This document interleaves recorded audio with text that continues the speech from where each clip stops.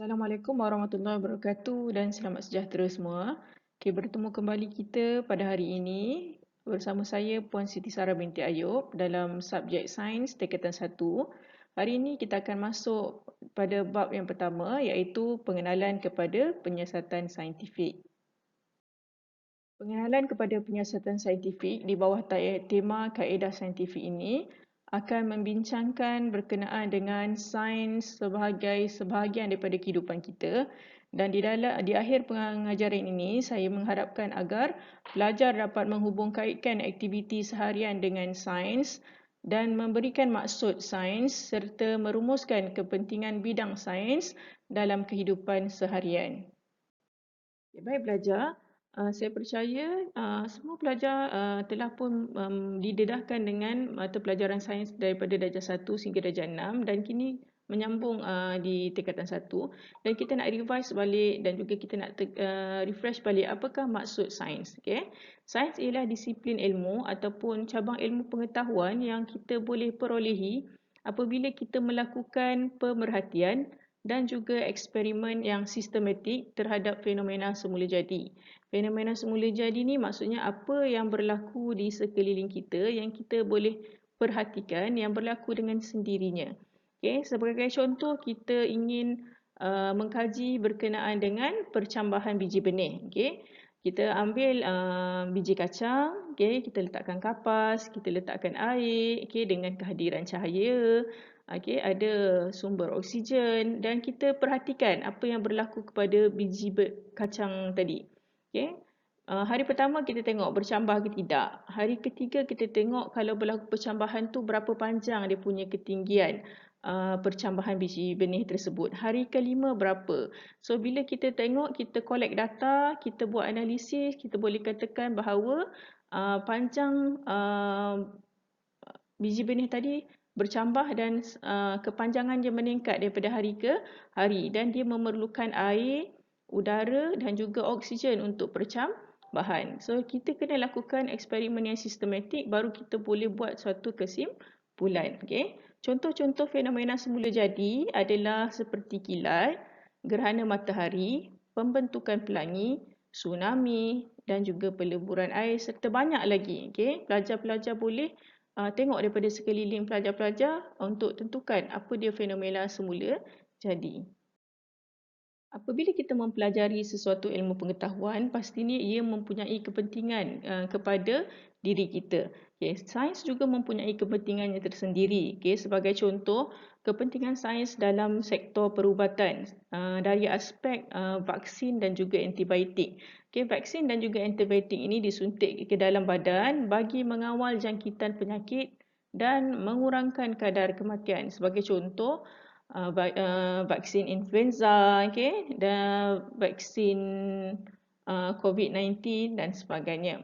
Okay, sektor perikanan sebagai contoh, betapa pentingnya sektor perikanan ini dalam aspek penggunaan sonar. Penggunaan sonar bertujuan untuk membantu nelayan untuk mengasan lokasi ikan di dalam laut supaya proses penangkapan ikan itu berlaku dengan lebih efektif.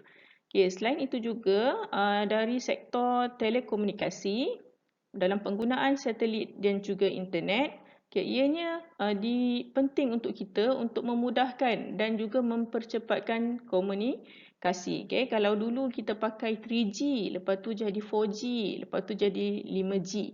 Begitu juga pentingnya dalam sektor pertanian. Sebagai contoh, untuk mempertingkatkan hasil penanaman, okay, kita juga boleh menggunakan hidroponik, okay, sistem hidroponik, dan juga daripada sektor kejuruteraan, okay, ataupun architecture, okay, contohnya daripada penciptaan bangunan-bangunan pencakar langit, okay, seni bina yang cantik, okay, tujuannya adalah untuk memajukan sesuatu bandar itu supaya maju dan juga dikenali. Okay, seterusnya pelajar, mari kita selusuri berkenaan dengan bidang sains. Terdapat banyak bidang sains yang boleh kita lihat dan kita perhatikan. Okay, kita go through sikit berkenaan dengan bidang sains. Antaranya adalah bidang sains fizik. Okay, bidang sains fizik adalah suatu kajian tentang tenaga dan juga kesannya terhadap jirim. Okay, sebagai contoh arus elektrik. Okay. Contoh bidang-bidang yang berkaitan dengan kajian tentang tenaga ini adalah kejuruteraan elektrik, okay, seni bina, dan juga bidang yang kedua adalah bidang biologi. Okay, bidang biologi ini adalah satu kajian tentang benda hidup, sama ada haiwan, tumbuhan ataupun mikroorganisma yang tidak boleh dicapai dengan mata kasar. Okay, sebagai contoh yang berkaitan dengan bidang sains di bawah bidang biologi adalah seperti zoologi, okay, satu kajian berkenaan dengan haiwan, okay, ataupun microbiology, okay, satu bidang berkaitan dengan benda-benda yang kecil, yang halus, yang tak boleh nampak dengan mata kasar ni, contohnya bakteria, kulat, okay, virus. Okay. Fisiologi adalah kajian berkaitan dengan sama ada fisiologi haiwan, dia punya bentuk bagaimana, bagaimana ia berfungsi, dan juga fisiologi tumbuhan. Okay, botani adalah berkaitan dengan tumbuh-tumbuhan.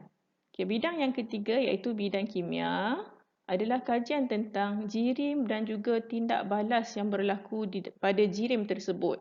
Okay, kita dah belajar jirim, awak belajar jirim, pepejal, cecair dan juga gas. Okay, contoh-contoh bidang di bawah bidang kimia adalah seperti farmakologi, forensik, okay, dan juga toksikologi.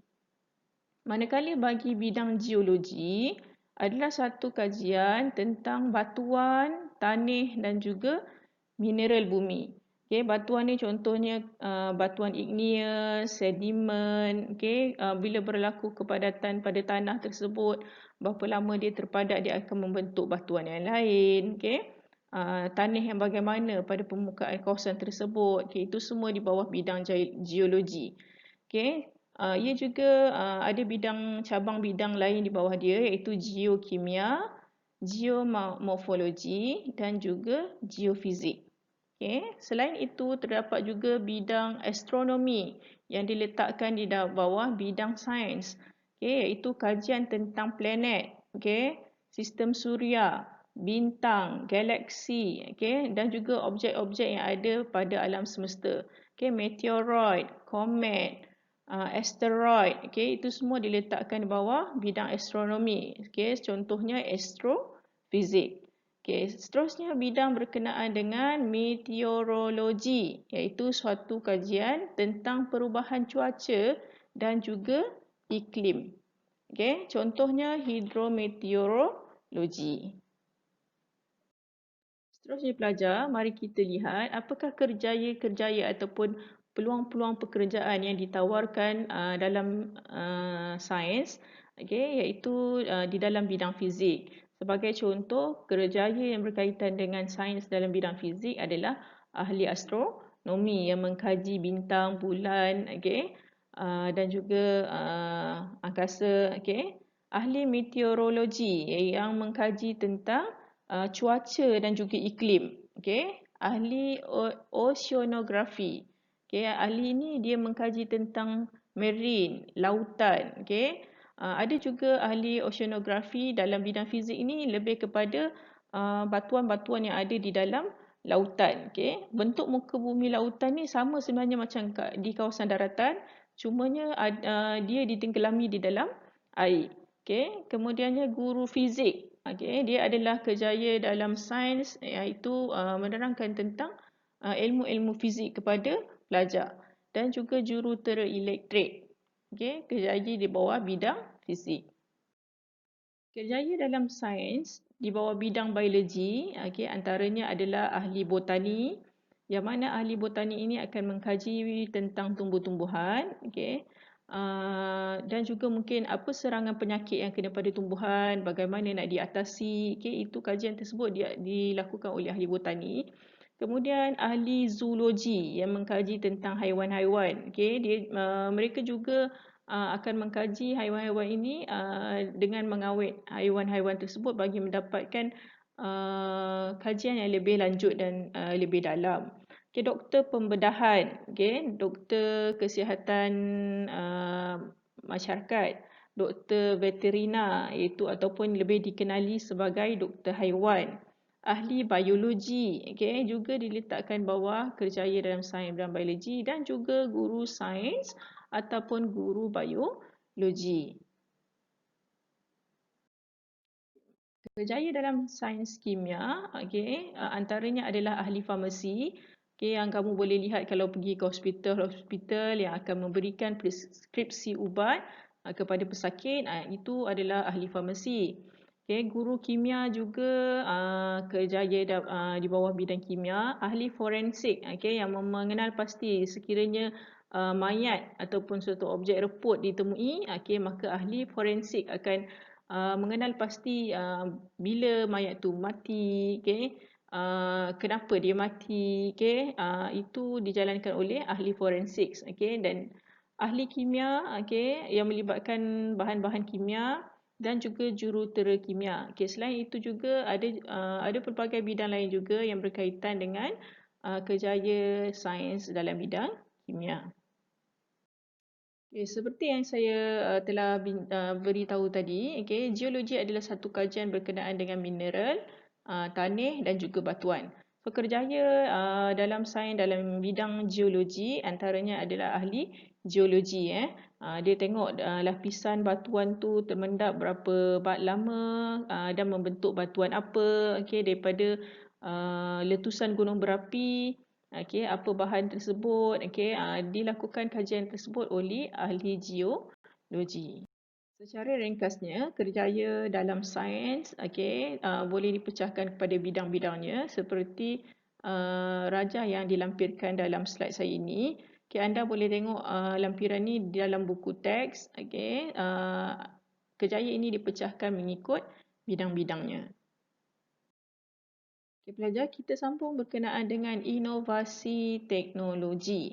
Okay, apa dia inovasi teknologi? Okay, inovasi teknologi merupakan aplikasi sains yang digunakan untuk membantu dan memudahkan kehidupan manusia. Okay, kalau dulu katakan susah nak akses internet, tak berapa laju. Okay, lama-lama dia bertambah laju dan lebih senang dicapai. Okay, kita tengok dari aspek inovasi dan juga perubahan yang berlaku kepada mobile phone.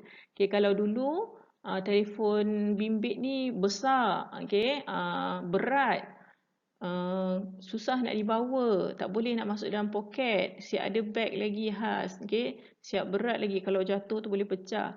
Okay, kemudian cikgu sempat lagi pakai handphone 3310, okay. Tak ada skrin color-color ni, skrin dia hitam putih je. Okay, kemudian tebal. Okay. Lama-lama dia berevolusi menjadi suatu telefon sentuh. Okay. Lama-lama imbas muka pun boleh slide juga kan. Lama-lama jadi nipis. So itu ada evolusi dalam penggunaan telefon bimbit. Begitu juga dalam pertanian. Okay, inovasi teknologi yang digunakan sebagai contoh dalam kultur tisu. Okay, kita hanya ambil sampel, sedikit saja sampel daripada tumbuhan tersebut. Okay, masukkan dalam culture nutrient, dah boleh dapat beberapa anak pokok daripada sampel tumbuhan asal induk dia tadi. Okay, kultur tisu untuk nenas dan sebagainya. Kita sambung berkenaan dengan contoh-contoh inovasi. Okay, contoh-contoh inovasi ini boleh dilihat ataupun diperhatikan dalam pelbagai sektor. Antaranya sektor pendidikan. Okay, sebagai contoh, e-book. Kalau dulu kita kalau nak baca buku tu kena buku yang sebenar. Okay, tak ada buku yang sebenar tu kita tak boleh nak akses ataupun nak baca intipati dalam buku tersebut. Tapi sekarang dengan ada e-book, okay, kita hanya langgan ataupun beli e-book tersebut dan boleh baca kan dalam peranti-peranti kita. Okay, ataupun dulu tak ada buku digital, textbook tak ada. Kena baca buku teks sebenar. Okay, sekarang dah ada. Okay, komputer, tablet pun berinovasi. Okay, daripada komputer yang besar, okay, menjadi satu komputer riba, okay, dan juga tablet. Serta juga pembelajaran maya. Okay. Contoh yang daripada sektor yang lain adalah teknologi maklumat dan telekomunikasi ataupun TMK. Okay, internet jalur lebar antara contoh-contohnya. Okay, kalau dulu adanya 3G, kemudiannya berubah menjadi 4G, kemudiannya meningkat kepada 5G dan juga rangkaian-rangkaian Wi-Fi. Okay, kalau dulu susah nak dapat Wi-Fi tu, sekarang ni banyak syarikat-syarikat yang menawarkan untuk rangkaian Wi-Fi. Okay, dan seterusnya satelit komunikasi. Dari sektor astronomi pula, contoh inovasinya adalah teleskop angkasa, iaitu satelit yang berada di angkasa lepas, dan juga stesen angkasa. Dari sektor pertanian, sebagai contoh, untuk meningkatkan hasil pertanian, boleh juga dilakukan dengan melakukan hidroponik, penanaman dalam saluran air. So, kita dapat tuai ataupun kita dapat harvest sayur ke dengan lebih banyak dengan teknik hidroponik, sesuai untuk rumah-rumah yang tak ada banyak tanah, ruangnya terhad. Begitu juga dengan kultur tisu. Kawalan biologi ini adalah satu kaedah yang mana diguna pakai untuk mengawal perosak dengan menggunakan pemangsa. Pemangsa ni maksudnya haiwan yang boleh makan haiwan lain. Katakan dalam satu ladang tu ada terlalu banyak tikus, maka dia letakkan burung hantu di kawasan-kawasan ladang dengan tujuan untuk menghapuskan ataupun mengurangkan populasi tikus tersebut tanpa menggunakan racun perosak. Aeroponik pula adalah kaedah penanaman yang mana dia menggunakan semburan air. Semburan air itu dilakukan dan tak ada medium tanah digunakan. Dan pokok tersebut tetap akan tumbuh dan dapat dituai.